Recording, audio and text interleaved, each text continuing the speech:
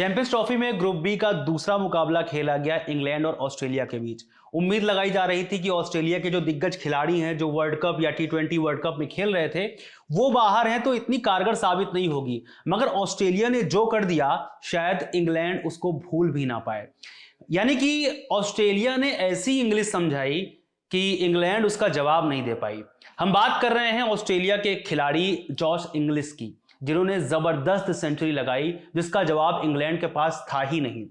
बात करेंगे शुरुआत से। जब टॉस हुआ तो ऑस्ट्रेलिया ने टॉस जीता और पहले फील्डिंग करने का फैसला लिया। जब फील्डिंग करने के लिए ऑस्ट्रेलिया उतरी तो इंग्लैंड की शुरुआत बहुत ज्यादा अच्छी नहीं रही। यानी कि उनके जो बल्लेबाज थे फिल सॉल्ट काफी अच्छे बल्लेबाज हैं, तेज तर्रार बल्लेबाज हैं, मगर महज 10 रन बनाकर वो आउट हो गए। उसके बाद आते हैं जेमी स्मिथ जो विकेट कीपर हैं, वो भी जल्दी आउट हो गए। मगर डकेत लगातार टिके रहे और उन्होंने मार दिए 165 रन। 165 रन जो अपने आप में रिकॉर्ड है। रिकॉर्ड कैसे है? क्योंकि डकत एक लौते बल्लेबाज बन गए हैं जिन्होंने चैंपियंस ट्रॉफी में 150 या उससे ज्यादा रन बनाया है। इससे पहले ये कारनामा किसी ने नहीं किया है। यानी कि एक बड़ा स्कोर खड़ा कर दिया इंग्लैंड ने ऑस्ट्रेलिया के सामने।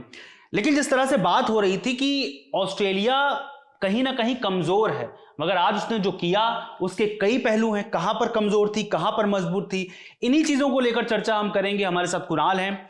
कुणाल, हम लोग एक बात कर रहे थे कि ऑस्ट्रेलिया आ रही है और उसमें पैट कमिंस नहीं है, मिचेल स्टार्क नहीं है, इनके मेन गेंदबाज हेजलवुड नहीं है। ऑस्ट्रेलिया कैसे डील करेगी? मगर जब आई तो ठीक है, गेंदबाज तो कारगर साबित नहीं हुए इतना ज्यादा, मगर उन्होंने बल्लेबाजी में जो किया उन्होंने दिखा दिया कि ऑस्ट्रेलिया एक चैंपियन टीम है। और जब कोई चैंपियन आईसीसी टूर्नामेंट खेलने उतरती है तो शायद वो सबसे आगे वाले पायदान पर खड़ी होती है और उसको खींचने के लिए सारी टीमें एक साथ मिलकर के लग जाती हैं। आज कुछ वही दिखाई दिया। जी बिल्कुल, आप देखें शुरू में ऑस्ट्रेलियन टीम मतलब जब विकेट ले लिए थे इंग्लैंड को, जब ये बॉलिंग कर रही थी तो उनके फिल सॉल्ट और जेमी स्मिथ को उन्होंने जल्दी निपटा दिया था। उसके बाद रूट और डकट के बीच अच्छी साझेदारी हुई। फिर मिडिल में ऑस्ट्रेलियन टीम ने जाकर के मिडिल या लास्ट में जाकर के वापसी की, क्योंकि इंग्लैंड की टीम एक समय 30 ओवर के आसपास 200 बना चुकी थी। वो अगले 20 ओवर में 200 और बना सकते थे, लेकिन ऑस्ट्रेलियन टीम ने वहां पे वापसी की। और फिर जब बैटिंग की बारी आई तो वहां पे उन्होंने बताया कि वो क्यों वर्ल्ड चैंपियन है। हम लोग कल बात कर रहे थे कि मिचेल स्टार्क, कमिंस ये नहीं है, इनकी तो कमी खली, लेकिन इनकी बैटिंग यूनिट जो है वो तो उनकी सेम ही रहने वाली थी। क्योंकि आप देखें जो प्लेयर्स नहीं है, एक मिचेल मार्श नहीं है, बड़े नाम मिचेल मार्श चोट के चलते वो बाहर है, स्टोइनिस ने संन्यास ले लिया था, तो इनकी बैटिंग ऑर्डर लगभग सेम ही रहने वाली थी। और दूसरी बात इनकी जोश इंग्लिश क्या खेला है वो बंदा, क्या ही खेला है वो बंदा यार। बिल्कुल, अभी मतलब सीरियसली है जी, अभी वो बिल्कुल पूरी तरह अच्छी फॉर्म में है वो। जब मैच का जब आखिर आया, मैं टोक रहा हूं आपको, जब मैच का आखिर आया, जब ऑस्ट्रेलिया चेज कर रहा था, तब हम लोग को उम्मीद थी कि मैक्सवेल आए हैं और मैक्सवेल जो रन और गेंद का जो फर्क है वो मैक्सवेल कम करेंगे। मगर जोश इंग्लिश ने जिस तरह से बल्लेबाजी करी है, आए हाय, मतलब क्या ही कहना। आज उनकी बैटिंग देख करके ऐसा लग रहा था कि मैक्सवेल का भूत उनके अंदर आ गया है। और वो मतलब जो छक्के मार रहे थे, चाहे वो स्क्वायर लेग पर हो, चाहे मिड ऑन पर हो, या फिर पूरा लेग पर हो, ऑफ पर उन्होंने 1-2 शॉट्स ऐसे खेले जो वाकई यादगार हो गए। और इंग्लैंड ये कभी नहीं भूलेगा। इंग्लिश ने गजब कर दिया आज।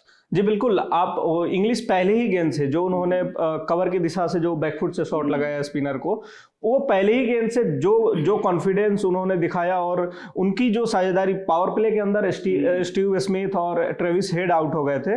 ये 2 सीनियर बल्लेबाज अगर आप खो देते हो और 350 के टारगेट चेज कर रहे हो तो वहां पे एक बड़ी साझेदारी चाहिए थी जो लाबुशेन और इंग्लिश के बीच हुई। फिर मैथ्यू शॉट आउट हो गए, लाबुशेन भी चले गए। उसके बाद कैरी और इन्होंने इंग्लिश ने जिस तरह से पारी को आगे बढ़ाई, उसके बाद तो इन्होंने गेम को पलट के ही रख दिया। इस मैच में मैक्सवेल की उतनी जरूरत ही नहीं पड़ी। जब तक मैक्सवेल आए तब तक मैच खत्म ही कर दिया था इन्होंने लगभग। इंग्लिश ने 86 गेंदों पर 120 रन बनाए हैं, उसमें उन्होंने 8 चौके लगाए हैं और 6 छक्के मारे हैं। मतलब इंग्लिश की बल्लेबाजी आज कुछ अलग ही माहौल में दिख रही थी, वो जिस तरह से खेल रहे थे। क्योंकि जब कोई बल्लेबाज खेलता है और उसके सामने मैक्सवेल जैसा बड़ा हिटर खड़ा हो तो कहीं ना कहीं वो छोटा लगने लग जाता है। मगर आज देख करके ऐसा लग रहा था कि मैक्सवेल छोटे लग रहे हैं और इंग्लिश कहीं ना कहीं इतनी तेज पारी खेल रहे थे। और वो तेज पारी भी ऐसे समय पर आई जब इतना बड़ा पहाड़ जैसा स्कोर खड़ा था ऑस्ट्रेलिया के सामने। पहाड़ जैसा हम इसलिए कह रहे हैं क्योंकि 350 का आंकड़ा आज तक चैंपियंस ट्रॉफी में चेज नहीं हुआ था, पहली बार चेज हुआ है। आज तक की तारीख में सबसे ज्यादा जो रन बनाए थे 2023 के वर्ल्ड कप में जो भारत में हुआ था, पाकिस्तान ने श्रीलंका के खिलाफ चेज किया था, जब मोहम्मद रिजवान, जिसकी हम लोग बार बार चर्चा करते हैं कि मोहम्मद रिजवान उस समय चोटिल हुए थे या वो ड्रामा कर रहे थे, क्योंकि वो कभी चोटिल हो रहे थे और कभी फिर दौड़ जा रहे थे। इसके अलावा पाकिस्तान के अब्दुल्ला शफीक ने भी सेंचुरी मारी थी, तो उन दोनों के कॉम्बिनेशन से सबसे ज्यादा रन चेस कर लिया था पाकिस्तान ने, तो पहली टीम थी। अब आज की तारीख में एकदम ताजा ऑस्ट्रेलिया बन गई है, क्योंकि उसने 350 पार चेस कर लिया था। शायद पाकिस्तान ने 345 चेस किया था। खैर, इतना बड़ा स्कोर देख करके मुझे लगता है कि कोई और टीम होती अगर सामने, तो इंग्लैंड जैसे बॉलर जिसमें जोरफा आर्चर हैं, वुड जैसे बॉलर हैं जो 150 से नीचे बॉलिंग आज नहीं फेंक रहे थे, और जोरफा आर्चर हैं जो इतना बढ़िया टप्पा गिराते हैं, फिर उनके टप्पे के बाद स्विंग भी होती है गेंद। और अगर कोई और ऑस्ट्रेलिया की जगह टीम होती तो शायद इस रन का प्रेशर न झेल पाती और उन्हें यह पता होता कि भाई आज जो हम रन बनाएंगे वो दरअसल रिकॉर्ड होने वाला है। ऑस्ट्रेलिया को यह बात पता थी। इसके बावजूद जब स्टीव स्मिथ आउट हो जाते हैं, इनके जो पहले बल्लेबाज हैं ट्रेविस हेड आउट हो जाते हैं, जो चीजों की अगवानी करते हैं, जो लीड करते हैं, उसके बाद जाकर जिस तरह से ऑस्ट्रेलिया संभलती है, इसीलिए शायद इसको चैंपियन कहते हैं। बिल्कुल। और दूसरा पक्ष हमें यह भी देखना होगा कि इंग्लैंड की टीम बहुत संघर्ष कर रही है ओडीआई में, खास करके 2019 वर्ल्ड कप के बाद उनका वनडे परफॉर्मेंस आप देखें तो बहुत गिरा है उनका।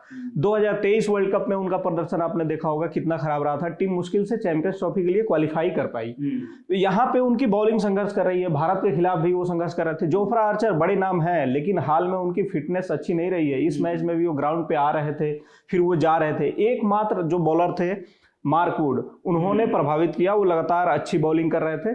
और दूसरी चीज ये भी थी कि ग्राउंड पे ओस आ चुकी थी। ओस आने के बाद इंग्लैंड के बॉलर काफी असहाय भी नजर आए। यहाँ पे जोस बटलर से एक चूक हो गई कि उन्होंने टॉस जीत करके बैटिंग चुन लिया। तो इससे पहले कराची में जो मैचेस हो रहे थे वहां ओस का उतना फैक्टर नहीं था। वहां हाँ, ये मैच लाहौर में था, लाहौर में ओस आई बाद में और फिर इंग्लैंड के लिए मुश्किलें हुई। वैसे जब बात इंग्लैंड की कर रहे हैं तो गेंदबाजों की करेंगे इंग्लैंड के, क्योंकि जब हम लोग मैच देख रहे थे तो कमेंट्री में जो कमेंटेटर थे हमारे, उन्होंने कहा कि जोरफा आर्चर पर लोग ध्यान नहीं देते हैं, कहते हैं कि बहुत तेज फेंकते हैं या बड़े गेंदबाज हैं, लेकिन उन्होंने जोरफा आर्चर के लिए जो कोट किया, ओवररेटेड का कोट किया। क्या लगता है आपको? क्योंकि मुझे तो पर्सनली नहीं लगता कि जोरफा आर्चर ओवररेटेड हैं, क्योंकि वो बहुत ज्यादा अच्छे गेंदबाज हैं। हाल ही में उनका पिछला 1 या 2 साल देखें तो उतना अच्छा परफॉर्मेंस नहीं रहा है, मगर उससे पहले वो लगातार टीम की अपने नींव थे। वो एक भी टीम से बाहर हुए, उसके बाद आए हैं, तो शायद उसके बाद बहुत ज्यादा संघर्ष कर रहे हैं, मगर वो मुझे लगता है कि वो अपनी लय वापस ले लेंगे, क्योंकि जोरफा आर्चर को मैंने बहुत अच्छी गेंदबाजी करते हुए देखा है। जी देखिए, 2019 वर्ल्ड कप जिताने के बाद जोफ्रा आर्चर ने जब एसेज में डेब्यू किया था, आपने देखा कि उस समय कैसी बॉलिंग की थी उन्होंने। उसके बाद जोफ्रा चोटिल हुए, वो 1-2 सीजन आईपीएल में भी नहीं खेले, और चोट के बाद से जब से वो वापसी किए हैं उस तरह की लय में नहीं दिखे हैं जो पहले जोफ्रा का खौफ था। तो जो कमेंटेटर ने कहा कि ओवररेटेड है जोफ्रा आर्चर, इससे मैं भी सहमत नहीं हूं। चोट के बाद हो सकता है कि उनकी लय बिगड़ी है, ये इसमें मतलब कहीं से दो राय नहीं है। आप देखेंगे कि शाहीन शाह अफरीदी को भी वो जब उनके घुटने में चोट लगी श्रीलंका में, वो टेस्ट मैच खेल रहे थे, उसके बाद से वो पुराने वाले शाहीन नहीं है। तो हो सकता है कि जोफ्रा अब लय पकड़े। अब ये भी देखने वाली बात होगी कि इस मैच में भी वो काफी इन आउट हो रहे थे फील्ड पे, आगे के लिए वो फिट रहते हैं या फिर नहीं रहते हैं। ये इंग्लैंड के लिए बहुत बड़ा सेटबैक होगा, क्योंकि उनके पेस अटैक में वो दम एक मार्कवुड और जोफ्रा आर्चर लीड ही कर रहे थे। ये भी अगर आर्चर चले जाते हैं तो फिर एक अकेले मार्कवुड पड़ जाएंगे और उनका इंग्लैंड के लिए सफर यही खत्म हो जाएगा। खैर, लेकिन कुछ भी हो, मगर बल्लेबाजी की बात, अच्छा उससे पहले एक और खास चीज है कि भले ही आज ऑस्ट्रेलिया जीत गई हो, लेकिन हमें पता है कि स्टीव स्मिथ बहुत ज्यादा अनुभवी कप्तान नहीं है, और आज वो हमें दिखाई दिया। जीत गई हो, उन लोगों ने बल्लेबाजी अच्छी की, इसलिए वो जीत गए।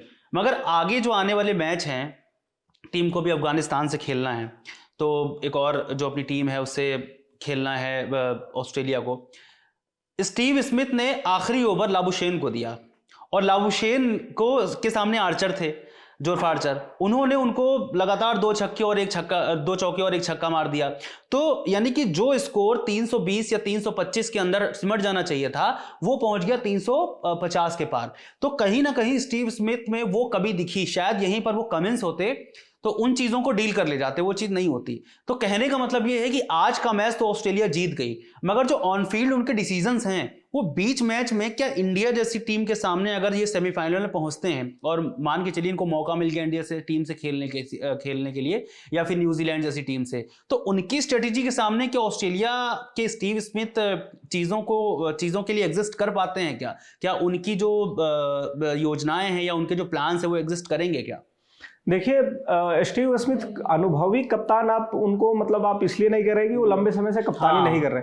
कप्तानी का अनुभव है उनके पास, अच्छा खासा अनुभव है, बस ये थोड़ा सा ये रहा कि उनका कैलकुलेशन मिस्टेक रहा होगा या तो फिर कप्तानी का अनुभव रहा है, मगर हम लोग जब कल बात कर रहे थे तो अभी उनके पास ऐसा, क्योंकि सबसे सीनियर है वो टीम में और उनसे ज्यादा सीनियर कोई है नहीं जो उनके साथ कोऑर्डिनेशन बनाए और बताए आपको कि नहीं स्टीव स्मिथ आपको ये नहीं, ये आपने गलत डिसीजन लिया।